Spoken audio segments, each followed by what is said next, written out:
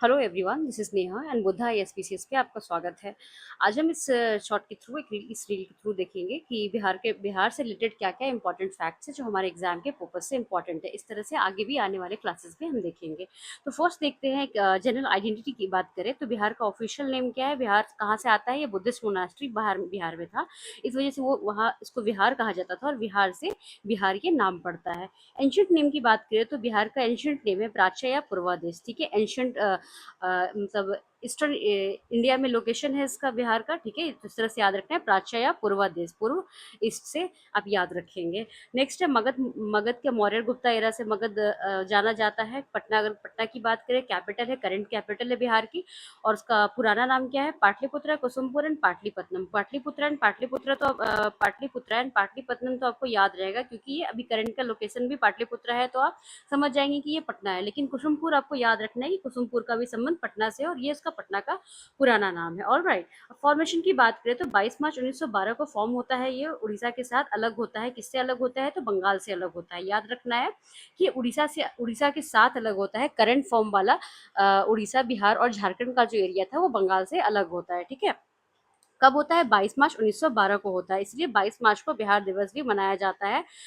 2010 से ये स्टार्ट हुआ है मनाना, ये इंपॉर्टेंट है। कब से स्टार्ट हुआ है? 2010 से मनाना स्टार्ट हुआ है। और अगर आपसे कंफ्यूजन ना हो, इसलिए मैं आपको बार बार ये याद करा दूं कि 22 मार्च को जो मनाया जाता है ये बंगाल और उड़ीसा से अलग होने से नहीं मनाया जाता, ना कि झारखंड से अलग होना से। ये जब उड़ीसा बिहार अलग होता है, किससे? बंगाल से होता है अलग, तब 22 मार्च को मनाया जाता है। उसी ओकेजन पे 22 मार्च को बिहार दिवस मनाया जाता है। कैपिटल पटना है, पता है ये सबको। हिस्ट्री की बात करें तो पाटलिपुत्रा फोर्ट अजातशत्रु के द्वारा स्टैब्लिश किया गया है। और कौन सी डायनास्टी से इनका संबंध था? हरण्यक डायनास्टी से इनका संबंध था। उसका बेटा उदयन था।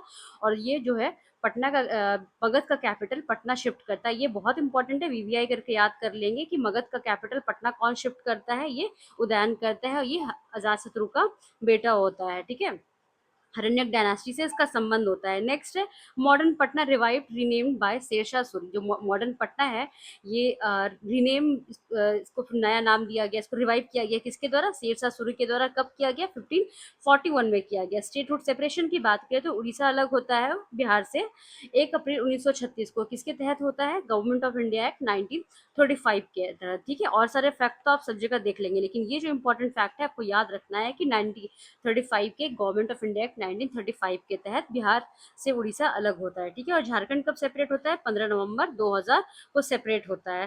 ठीक है, एक ऐसे थोड़ा सा आप याद रख लेंगे कि बंगाल है, ये बंगाल से बिहार उड़ीसा वाला एरिया कब अलग होता है? 1912 में अलग होता है। ठीक है, फिर उड़ीसा उड़ीसा और बिहार झारखंड वाला एरिया कब अलग होता है? 1936 में अलग होता है। और झारखंड और बिहार कब अलग होता है? 2000 में अलग होता है, 15 नवंबर 2000। तो ये 3 इंपॉर्टेंट डेट है, आपको याद रखने हैं। आर्किटेक्ट ऑफ मॉडर्न बिहार किसको कहा जाता है? डॉक्टर सच्चिदानंद सिन्हा को। तो आगे आने वाले क्लास में और देखेंगे। तो चलिए, थैंक यू, हैप्पी लर्निंग।